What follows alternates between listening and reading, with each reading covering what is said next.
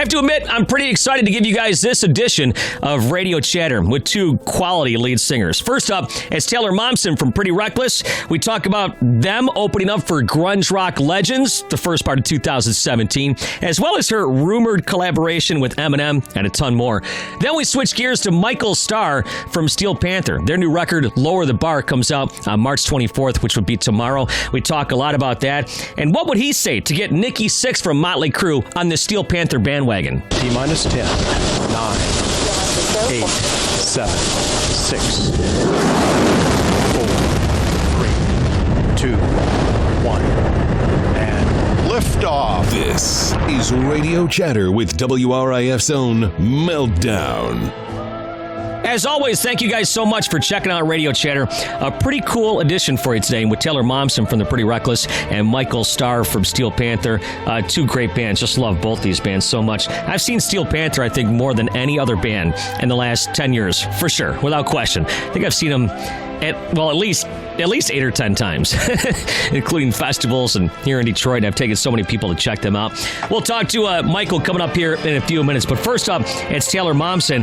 They have a lot of things going on, of course. Their tour schedule is starting to fill up now. They're opening up for a legendary 90s rock band. Yeah, that rumored collaboration with Eminem. I brought that up. You can see what she says coming up here in just a bit. And which rock and roll legend she saw at the ripe old age of 5, which I have to admit, I'm kind of jealous about. In the meantime, Taylor called in right on time this morning.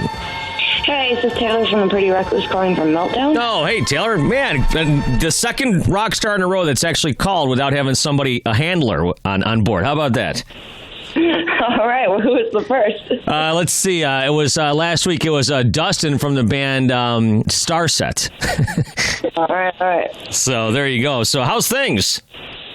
Things are well. How are you? I'm doing okay. I see just recently you guys got locked up for Lollapalooza, hey? Yeah, it's the second time, so it'd be good to go back. Yeah, that's pretty cool. What other bands are playing? I didn't get a chance to check out the rundown. What bands? Let me put it this way. What bands are you looking forward to seeing out there with you as well? I think Muse is there. Liam Gallagher is going to... Not an alarm going off, sorry. Muse, I think Liam Gallagher is going to be there. I'm not actually sure. I'd have to double check the lineup myself.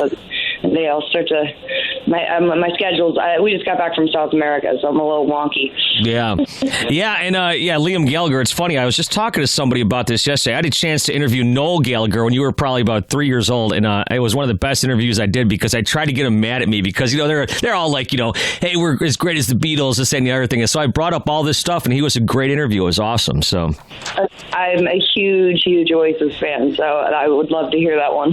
Yeah, I was going to say because I'm a big Beatles fan like yourself, and we've talked about this before. But and I really like Oasis. I don't think they're Beatles level, but I really do. I thought they were a great band. Well, no one's Beatles level. I mean, that's pretty impossible to yeah. see. But I think Oasis is amazing. They're one of my favorites. Yeah, but at the time when you were just a little kid, they thought they were Beatles level. Well, I mean, they said it, but in reality, I mean, they've got their very own kind of original sound. Yeah, there's no question. So you guys, you said you just got back from South America, then you started touring back up again at the end of April? That is correct, sir. Yeah, and you're going to be here with opening up for Soundgarden, and I talked to you about this before, but you're a 90s rock fan. I mean, Kurt Cobain's like one of your heroes and stuff. Talk about opening up for a band like Soundgarden. Soundgarden's my favorite band next to the Beatles, so it's gonna be cool, man. Really? Soundgarden's your second favorite band, huh? There's a long list of classic rock bands. You can't exclude Pink Floyd, but yeah, Soundgarden I bookend music with the Beatles and Soundgarden. Yeah, I can remember playing Outshined on the radio for the first time when it first came out, and it blew my mind, the thickness and the fullness of it. Then, of course, Chris Cornell's vocals are just amazing as well. Oh, he's amazing. And I mean, honestly, the musicality of Soundgarden is so on another plane that I don't even know how to wrap my mind around it. Yeah. I'm super psyched to be playing with them. Yeah, that's going to be May 17th right here in Detroit. Then, of course, Rock on the Range and all that kind of stuff revolves around that. Correct me for my stupidity. Are you guys playing Rock on the Range this year? Of course we are. Okay, all right, there you go. I thought that there was a connection there. All right, for sure. So last time I talked to you was before the record came out. Now the record's been out for 6 months. How's it been received so far? Honestly, the reception has been overwhelmingly positive, which is, I guess, a good sign. You never know. It's either the kiss of death or it's great. But honestly, no, the fan response has been amazing. Everyone who's heard it has been so positive about it that it's shocking. and you talk about your classic rock influences and whatnot and stuff, and this record definitely has a classic rock feel to it between the band and your voice and everything. And I guess that's probably what you were after, eh? Not intentionally in the beginning, like when the writing process starts, there's no kind of forethought as to where you kind of just leave your mind open and see where it's going to take you. But it's definitely turned into a classic rock record. Yeah. Sure. Well, that's kind of what you were saying to me before I'd actually heard the record, because I think I talked to you guys about 3 weeks before the record came out, and you said it had a classic rock kind of vibe to it. And then I just read something, an interview recently that you were talking about how a lot of music today lacks the human elements. And if you listen to your record, there's stuff left in there like breaths and different things, that kind of still, it sounds like a live studio album. Well, it basically is. I mean, it's all live. That was what we were kind of going for with this record. Was we brought in outside musicians. I mean, Warren Haynes plays on the record. I mean, just to really kind of capture that element that I think is lacking. Because I think, to me, now with computers, and I'm not saying don't use tools that are at your disposal, but at the same time, if everything's lined up and so perfectly fixed, you lose an element, you lose the soul in the music. You can't hear the person anymore. Everything sounds the same. So we really tried to capture the person, and I think the perfections come in the imperfections, and I think that's what made all the classic rock records so great, is that you can hear the person and you can hear the soul. Yeah, and you're talking about with tools and stuff, like the Pro Tools and whatnot, and sometimes bands take out the breaths, they take out the the tap against the guitar, they take out stuff like that, and that's kind of what makes a song sometimes a little bit better. Well, they fix notes, and that's like, don't fix notes. You want to hear, you play the note. You want to hear the wobble of the guitar. You want to hear the bend. You want to hear the player behind the instrument, and I don't. So I'm not into the Pro Tools lined up thing. I get it. It's modern and whatever, but it's still, it doesn't connect to me, at least. Yeah. To me. Yeah. Apparently connects to some people, I guess, but not to me. I was talking with Johnny Chow from Stone Sour last week, and those guys pretty much did the same type of thing you're talking about. They went in there, they rehearsed a bunch of times, and then they went in there and pretty much recorded this record live. It's a straight-ahead rock record, so I guess people are starting to maybe go back that way. Well, it's the way it should be. I mean, music is meant to be played. Right. Hey, since we're in Detroit here, and I happen to see a blurb about this a few weeks back, what is the deal with, are you collaborating something with Eminem, or can't you talk about that? I keep hearing that rumor. It's not true as far as I know, but I am a fan of his. Really? It's not true? It's not that I've heard. All right. Oh, well, let me ask you this. Would you collaborate with Eminem? If the circumstance and the song was, if it was natural and organic and worked out in an actual artistic way, then yeah, sure. Yeah, well, that stuff like he does with Rihanna and stuff like that is pretty good. I think I'm a big Eminem fan. I'm not like a rap fan or nothing like that, but I think he's just great. Well, of course. I mean, he's Eminem. He's amazing. Yeah. I mean, he's a genius in his own right. Yeah, it's good stuff coming out of here in Detroit, of course. But hey, let's get back to you and your classic roots. I was also talking with Johnny Chow about this, and he got me on this turntable thing. Are you a turntable fan? I am, of course, a huge fan of vinyl. I think it sounds better. Honestly, this record, our new record, Who You Selling For, was actually mastered to be played on vinyl so that you can turn it up all the way to 10. It's mastered very quietly, so you can turn everything to 10 and nothing will distort or change. So we did something kind of different with the kind of like a Zeppelin record. But yeah, no, I grew up on my dad's vinyl collection, so of course I'm a fan. Yeah, I remember you telling me about that, and it's funny to talk to someone of your age who's still like a vinyl fan, because I think you're kind of in the minority as far as that's concerned, but it's kind of cool and kind of refreshing to hear that. And like we were just talking about with lacking the human elements, I guess putting a record on really is a human element as opposed to just plugging something in your phone into your speakers or something.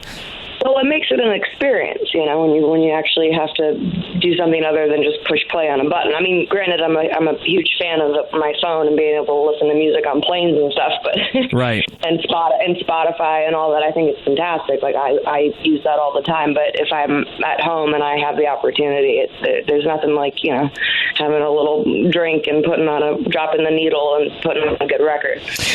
Yeah, I was talking about this before, that when I bought a record back in the 80s, and you bought it, you had to wait till you got home. You couldn't wait to open it up and look at the notes. Then you couldn't wait to hear what was between the grooves. Nowadays, that experience is gone. It is, and I think that in one way it's I'm not opposed to the modern age. I think that it's great that music is so shared and so available now, but there is, you do miss that experience of feeling like you actually, you're a part of something, you own something. Yeah. Hey, a couple of quick things here before we cut you loose. This was so interesting. I saw on your Instagram, I follow you on your Instagram thing, that you saw Chuck Berry play live, huh? I did. It was my first concert. Sorry. I have also another alarm. Oh, sorry. I don't know if you can hear that. No, Chuck Berry was my first concert when I was probably 5 or 6. My dad took me to see him at Blueberry Hill, and it was in the basement of Blueberry Hill, and I'll never forget it. It was a sad day when he passed, but at least he lived a long life. Well, that's cool. I remember interviewing you back last year, and I said I can remember playing Smells Like Teen Spirit for the first time you saw it. You said, man, that's so cool, but I never got to see Chuck Berry, so that's pretty cool as well. So at least I got one of them, and I got to go see Clapton the other night too. So really, man. Yeah. He's Clapton. You're checking off all the bucket list bands. So, well, listen, I guess your alarm is so you got other calls coming in, and I really appreciate the time. We'll see you the 17th of May here with Soundgarden. Good luck at all the festivals and whatnot. We'll see you at Rock on the Range that weekend as well. So, thanks for your time, Taylor. Appreciate it. Thank you so much. Good to talk to you again, man. See you, man. Later. You got to give her props, man. She started out on the bottom rung of the rock and roll ladder, and she is slowly climbing up that ladder. And she doesn't use her past as an actress to kind of help her along the way. As a matter of fact, they always say, hey, don't bring up, acting and stuff. And actually, they didn't say anything about it this time, but I've had emails in the past say, don't bring up, Gilmore Girls and stuff. And I'm like, okay, fine. I've never seen a minute of Gilmore Girls. I don't even know anything about what Gilmore Girls is about. So, but Taylor's really cool to talk to. And she's like an old soul and trapped in a young girl's body with the way she likes the classic rock and the records and the whole thing. So really cool to talk to Taylor. Hey, switching gears to Michael Starr. I think this guy's like 67 years old or something. Looks great for his age, by the way. But in all seriousness, what a great band to see live. Like I said before, I've seen these guys so many times. I've brought so many people to go see them when they've come to Detroit. It's just a fun party. It's really just an hour and a half to just forget about everything. Drink back a couple drinks. Check out the girls on stage, the great songs, the whole thing. And Michael Starr called in as well. So I was 2 for 2 today as far as band members calling on their own without the help of a handler. Hello. Hi, this is Michael Starr from the greatest band in the world, the Steel Panther. Hey, the greatest band in the world, the only band I ever go see every time you guys come to Detroit. How you doing, man? I'm good, man. I'm excited. This is cool. I'm 2 for 2 today. I talked to Taylor Momsen earlier today, and she actually called me herself, too. There's no handlers or nothing. Dude, there's no reason to do that. I know how to dial a phone. I'm not retarded. Have you ever been on stage with Taylor Momsen? I have not, but I know who Taylor Swift is, though. I know. You've been on stage with her, haven't you? Uh-huh. Man, I like that. What are some of the greatest times you've had on stage with some of these celebrity guests? Vince Vaughn was really fun. He's very tall. Right. So I checked this out. We had Vince Vaughn. This is like, I'm going to date myself. It was 10 years ago. Okay. 2007, right? So Vince Vaughn's on stage. I have, Michael Strahan, Pauly Shore, Corey Taylor, and Corey Feldman. I think that was it. That was all the people that were super famous on the stage at that time. That was a pretty fun show. Oh, and we also jammed with Marilyn Manson about 8 months ago, and he was hammered. Really? The last time I interviewed you, you talked about Scott Weiland. That got picked up by some websites and how you guys played Plush or something. He thought you were playing the wrong song. Yeah, that was a shame, dude. He was so hammered. And, after I got over the whole grunge killing heavy metal, I embraced grunge, and there's some really great music. And it was cool. You walked in the Key Club. You could see people walking in the front door of the Key Club from stage. But he comes in late, like while we're talking, in between songs, and I see him, and I'm like, fuck, that's Scott Weiland, dude. So it's Scott. Get on stage. He's like, he just came from the front door, walked right on stage, and we started playing Plush. Killer. Now, didn't you just have Jerry Cantrell on stage with you the other night? Yes. What's up, Insider? Dude, how cool is that? It was rad. I mean, I'm like jamming with Jerry Cantrell. He's leaning. We're back to back. He's doing the solo. And, dude, it was rad. He's a great dude. Yeah, really nice guy. One of my favorite guitar players from that era, without question. Yeah, he's a great writer, great singer, and we played Man in the Box with Sully from Godsmack singing, which was completely, you don't see that coming. No, I didn't know about that. Now he's my size. I see eye to eye with him. You see, so right. So it's Sully, Jerry Cantrell, and Michael Starr, and the rest of the guys, Satchel, and the other guys. Right, the other guys, sure. Yeah, the guys I need to be able to do radio interviews. But anyways, we're jamming, and it's going off. It's great. Jerry, he's like, he only does one song, and then he leaves. And that's it. He's not going to play anymore. Yeah. I saw them open up. Before we had Go ahead. Tom Morello in the audience the week before, and he would not get up and jam. He chickened out. Really? You're calling out Tom Morello. All right. Yes, I'm calling him out. I saw him after the show, and he goes, hey, man, I wasn't even planning on coming and seeing you. I was going to meet a friend of mine from Chicago here at the Rainbow, and I drove by, and I saw your name the name on the marquee. I'm like, oh, my God. And he went to the show. Nice. So he was like, he wasn't in that spot to jam, but, it was cool, man. It's fun to have, like, guys that are super famous and have had such great careers get on stage and rock with us, man. It's nice. Yeah, I've seen you guys play with so many different bands and so many different guys up there. My friend Bob Tyrell, the world famous tattoo artist, was at the show the other day, and that's how I think I found out about the Jerry Cantrell thing. Oh, right on. That's cool, man. So, anyways, let's get back to your band here. The record is coming out, Lower the Bar. I've had a chance to really sink my teeth into it. It's kind of different for you guys because this is all like political and social commentary. This CD. Well, I don't know about political, but Well, let's put it this way: you put your English literature PhD to the test in this record. Let me tell you something, dude. You know what we're selling? We're selling happy, bro. I know That's what we're selling. Yeah, you want to be happy. You want to have a good time. You want to sing along. You want to see some boobies. Listen to Steel Panther and go to the Steel Panther show. We'll teach you how to rock. Dude, I tell you, I go to the Steel Panther show every time here in Detroit. I can't tell you how many Steel Panther virgins I've taken to see you guys, and I've turned them on to your band, okay? So I'm a fan. I love it. And thank you for doing that. Nothing works better than word of mouth. Yeah, no doubt. Nothing. But no, the when record. your friend says, hey, he's got to check him out, you check him out because you trust your friend's opinion. You know what he likes and you like the same thing, then you go. That's right. Yeah, I've taken so many people to check out the show, and they've all come away happy. And you are 100% correct. You guys do sell happy. That's funny you should mention that. But yeah, you got some great tracks on here. Of course, Poontang Boomerang was the first one you guys dropped on the internet. Is that right? The video, is that the first one you guys dropped? Well, the first one we dropped was last year. We dropped a song called "She's Tight," which is a cover song. Okay, gotcha. And we did a video for it, and the reason we did that is because we were running. We fell behind for the recording, finishing the record, so we had to put a single out. So we put that out, and then we put out "Poontang Boomerang" too as well. Several months later. Well, 4 weeks ago. Yeah, one of my favorite lines of the whole record is the one that says, "Make her wear a mask like Nikki Sixx. Bring a German Shepherd into the mix." I got to tell you, man. Satchel, he writes. Let me tell you what I do.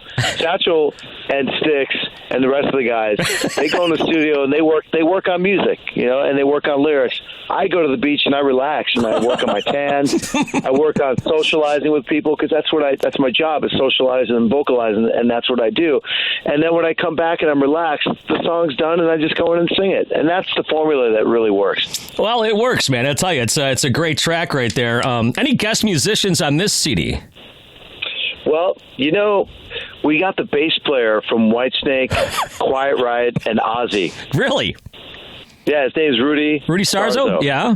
Yeah, he played on a song called "Wrong Side of the Tracks" out in Beverly Hills. Right.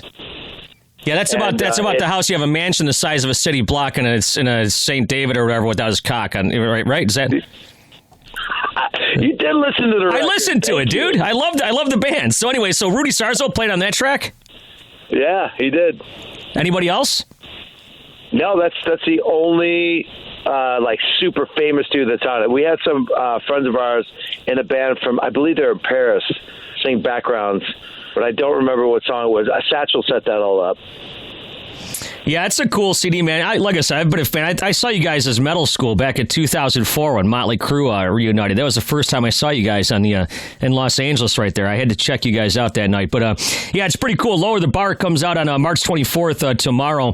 And speaking of Corey Taylor, one of my friends, speaking of insiders, Johnny Chow is a good friend of mine. He says you were at the studio when they were recording some of their tracks. Yeah, you got some really great inside stuff, dude. Well, thanks. I appreciate that. So, what did you think of the tracks from Stone Sour, without giving away too much? Well, I'm not going to give away anything because we're a brotherhood. But Jay is a producer, and we know Corey. Jay's our producer, and so he invited me down to come down, and I went down. I brought them our new CD. I brought Jay one because Jay hadn't got his copy yet, and I gave Corey and the band some. And it just turned out they're doing an EPK, which means they're doing like a video short to promote the record. So I sat in the control booth and watched them play the single live right in front of my face, and it was awesome. And they're recording it live, and it's really good. Really good. Corey sings his ass off, and it's man.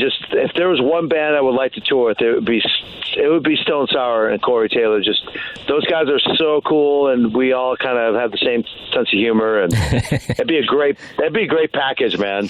That would be a great package. I was going to say what was a great package was you guys and Judas Priest, man. Those guys gave you a lot of space and a lot of time to open up their shows. Yeah, they did. They gave us a full hour to do what we wanted to do, and no limitations on sound, lights, anything. Just go, please entertain our people, and we did, and we won over a lot of people. It was a great opportunity for us, and we're not ever above opening for anybody because if we can win more fans, we will do whatever we can. Mm-hmm. Now look at it. It's 2017 right now. Did you really think that all those years ago when you kind of started this thing out that it would have lasted this long? I never really. Lower the Bar is a great title. And I'll tell you why. Because I really had no expectations of where this band could go. And I think that's what Lower the Bar means for everybody, if you're wondering. I was just amazed that we had a weekly show in Hollywood for 14 years. That blows me away. No one's ever done that. And I was blown away that we did 10 years in Vegas and 10 years in San Diego every week. And then I was amazed that we got a record deal. I mean, we were the oldest heavy metal hair band to get a record deal by a major label in the history of major label signings. Right. Yes, I mean, listen, you guys go out and play, and it seems to me like a lot of the bands, I've heard a few aren't that, thrilled with your band, but I've heard that a lot are thrilled. They love watching you guys play. Of course, it shows when bands go up on stage and play with you guys and co-write songs with you guys and different things like that. That must be pretty cool. Yeah, it's really cool.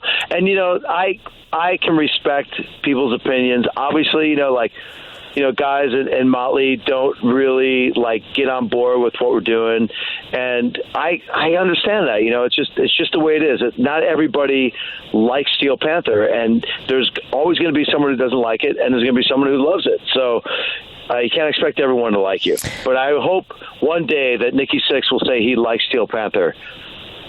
Now, it's funny because I was just thinking as you were talking, and I interviewed Frankie Bonelli a couple months ago, and he said the first time he watched Spinal Tap was with Kevin DuBrow and David Coverdale. And he said while he was laughing hysterically, he turned around and those guys were like pissed. So it's kind of like oh my God. It's kind of like the same type of thing. Some guys are like, yeah, this is great, and some guys are like, no, this is too close to home. Yeah, it's too close to home, and they take themselves too damn serious. Yeah. You just have to let go and enjoy life. Have fun. No one is more important than anybody else. We're all just squirrels trying to get nuts in this world. That's all we are. I'm still waiting for you to use my line I gave you years ago about a girl's as easy as a two-piece puzzle. That has to show up in a record somewhere. No? That's good. I'll use it on my solo record. No, I don't want your solo record. I want you and the other guys, whatever their names are. Oh, yeah, those other guys. Well, Satchel says, hey, man, I can't wait for you to do a solo record. So low, we can't hear you. So lower the bar. Right, exactly. What do you got? We were all thinking of? We were thinking about doing each individual solo records like Kiss did. And just making them like a 4-song EP solo records with the best pictures of us on it and, whatever music we can get somebody to write for us. So like Styx would sing on one, Lexi Fox would do one, Satchel would do his own, and I would do my own. Makes perfect sense. What are we waiting for? Just money, budget, recording studio, songs, producers, and time to do it.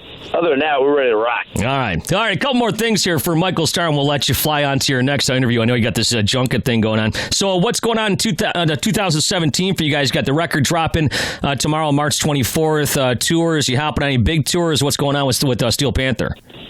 Well, we're hopping on our world tour. It starts in Philadelphia, PA, and it goes all the way through April. We're going to be out for a whole month doing the East Coast up and down, north and south, and then we're coming back here to LA and gearing up for our festival trip. We start late May doing festivals all through the summer in Europe, it's going to be epic. We also have some festivals here in the States that we're doing as well. And we'll see what happens. I remember you guys were headlining lunch at Rock on the Range a couple years ago. Yeah. 2 o'clock. We'll play anywhere. No, that was great. Hey, final thing for you, Michael, and thanks so much for the time. I'm a big fan. Love the stuff you guys do. Growing up in the 80s, it hits close to home, but I can appreciate it for sure. Is Lexi Fox pissed because he's the only member of the band without a Wikipedia page? He's honestly, he doesn't really go on the internet. He doesn't know how. And I'm not trying, dude, seriously. You think Lexi Fox, just because he gets off stage and takes off his spandex, he's the same guy. He doesn't know. He lost his phone in, where were we? San Antonio this weekend. He doesn't know where he left it.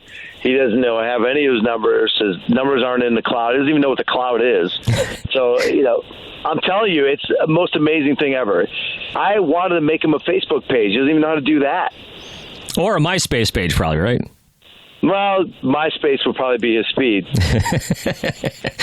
Hey, Michael, it's always great to talk to you. The record Lower the Bar comes out on March 24th. And real fast, just wanted to ask you this one last question here. How come you guys did cover a song from Cheap Trick, She's Tight? I'm trying to think. I don't think you guys have ever covered a song before, at least in recording and put on a record, right? No, we've never put one on a full-length CD. We've recorded, some singles of covers, but we did it because my mom passed away about a year and a half ago, and her favorite band was Cheap Trick. And we would have parties in the backyard, my brothers, and the guys in Panther would go out, and we would just have backyard parties and just have like an all jam thing. And my mom would always be, play Surrender, play She's Tight, and we'd play it for her. She'd get hammered. And so, like, she just, one of her wishes before she passed away, she said, please cover one of those songs and put it on one of your records. And we did it, and that's a tribute for my mom. All right, well, that's cool, man. That's a great story to end this. I appreciate the time, Michael. We'll see you next time here in Detroit. Thanks so much. Thanks, bro. See you soon, man. Take care, man. Hope you guys dug that as much as I did doing it. Michael Starr from Steel Panther right there, and of course Taylor Momsen before that.